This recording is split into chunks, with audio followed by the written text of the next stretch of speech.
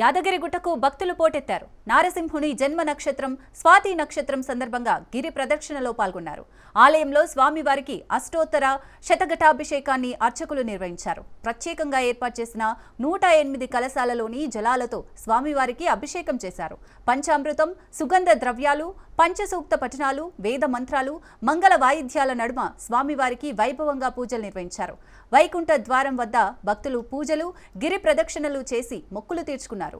కోలాటాలు, భక్తి గీతాలాపనలు, భజనలు, లక్ష్మీ నారసింహుడి నామ స్మరణతో ఆలయ ప్రాంగణమంతా మారుమోగింది.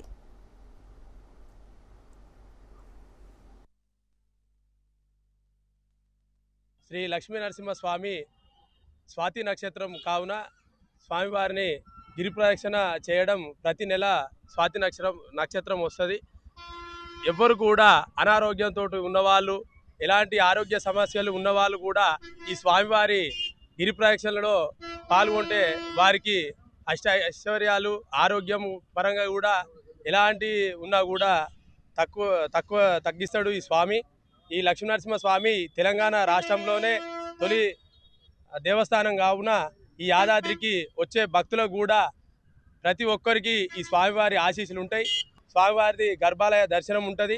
స్వామివారి దర్శనం చేసుకొని అందరూ కూడా స్వామివారి కృపా కటాక్షాలు ఎల్లవేళలా ఉండాలని మేము మనస్ఫూర్తిగా కోరుకుంటున్నాం. శ్రీ స్వామివారి జన్మ నక్షత్రం సందర్భంగా రాష్ట్ర నలుమూలల నుంచి ఈ తెలంగాణ ప్రముఖ ముఖ్యమైన క్షేత్రం ఎందరో వస్తున్నారు.